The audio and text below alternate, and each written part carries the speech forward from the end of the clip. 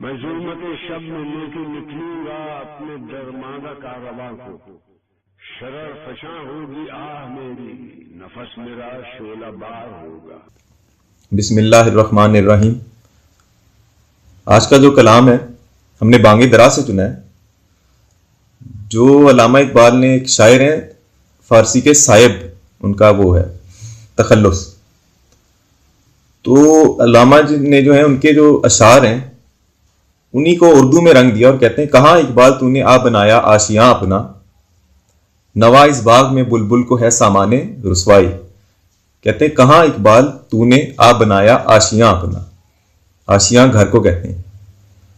تو وہ کہہ رہے ہیں اپنے آپ سے کہہ رہے ہیں کہ یہ تم نے اپنا کہاں گھر بنا لیا بر صغیر میں۔ نوا اس باغ میں بلبل کو ہے سامان رسوائی، بلبل کیونکہ ایک نغمہ گاتی ہے، علامہ یہاں پہ اپنے آپ کو ایک بلبل کہہ رہے ہیں جو نغمہ گاری، یعنی جو ان کی شاعری ہے، جو مسلمانوں میں ایک انقلاب برپا کرنے کی اور انہیں اصلاح کی طرف لے جانے کی شاعری ہے، اس کی بات کریں۔ کہتے ہیں نوا اس باغ میں بلبل کو ہے سامان رسوائی، یعنی جو میری شاعری ہے وہ میرے لیے ایک سامان رسوائی بن گئی ہے، اس وجہ سے کہ اس پہ عمل نہیں ہو رہا۔ آگے وہ اس کی جا کے اور بھی وجوہات بتاتے ہیں۔ شرارے وادی من کے تو بوتا تو ہے لیکن، نہیں ممکن کہ پھوٹے اس زمین سے تخم سینائی۔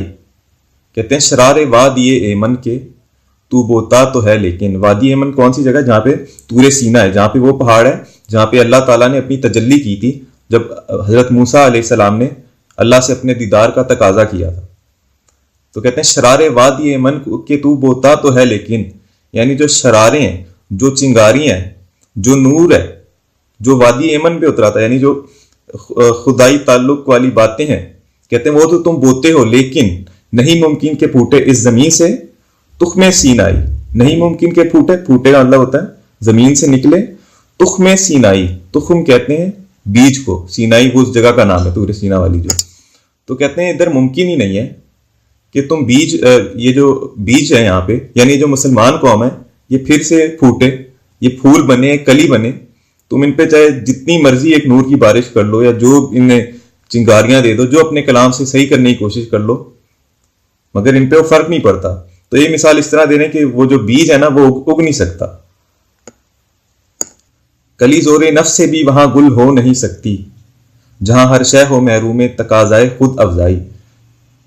کلی یہاں پہ مسلمانوں کہہ رہے ہیں، کلی وہ ہوتی ہے جب وہ پھول نہیں بنی ہوتی نا، وہ بیج بند ہوتی ہے، اسے کلی کہتے ہیں۔ زور نفس کہتے ہیں ہوا کے زور سے، یہاں پہ مراد ہے یعنی علامہ کی شاعری۔ کلی سے مطلب ہو گیا مسلمان ہو گئے، زور نفس سے مطلب ہو گیا علامہ کی اپنی شاعری۔ کلی زور نفس سے بھی وہاں گل ہو نہیں سکتی، یعنی وہ پھول کھل نہیں سکتے، وہ مسلمان پھر سے حقیقی طور پہ عملی مسلمان نہیں ہو سکتے۔ اس کی وجہ کیا ہے؟ جہاں ہر شے ہو محروم تقاضائے خود افزائی۔ اس کی وجہ ہے کہ ان لوگوں میں محروم تقاضائے خود افزائی کا مطلب ہوتا ہے یہ لوگ محروم ہیں اس چیز سے کہ ان کے اندر تمنا ہو کہ وہ اپنے آپ کو صحیح کریں، اپنی اصلاح کریں، اپنے آپ کو ایک اچھی طرف لے کے جائیں۔ تو کہتے ہیں کیونکہ اب ہر شے میں، یعنی ہر انسان میں یہاں پہ وہ تقاضا ہی نہیں ہے کہ وہ اپنے آپ کو درست کرے، تو جتنی مرضی انسان کوشش کر لے، جب تک دوسرے بندے کی خواہش ہی نہ ہو اپنے آپ کو صحیح کرنے کی تو وہ اصلاح ہو نہیں سکتی۔ اور ہمارا جو مقصد ہے وہ کلام اقبال کو نوجوانوں میں عام کرنا ہے، اس نیت سے کہ ہم لوگ اس پہ عمل کر سکیں، جس کے لیے علامہ خود کہتے ہیں کہ اگر جواں ہو میری قوم کے جسور و غیور، تو کلندری میری کچھ کم سکندری سے نہیں۔ تو علامہ کہتے ہیں کہ بھئی اگر میری قوم کے نوجوان جرت مند اور غیرت مند ہو جائیں، جسور و غیور، تو کلندری میری کچھ کم سکندری سے نہیں۔ یہ جو میری کلندری ہے، یہ جو میرا کلندرانہ کلام ہے، مجھے کسی سکندری اعظم سے کم نہیں رکھے گا جس نے بڑی شان و شوکت حاصل کی تھی، جس نے آدھی دنیا فتح کی تھی، مگر اس کی ایک شرط ہے کہ جرت مندی ہو اور غیرت مندی ہو، کیونکہ دونوں چیزیں چاہیے کہ کلام اقبال پہ عمل ہو سکے۔ شکریہ۔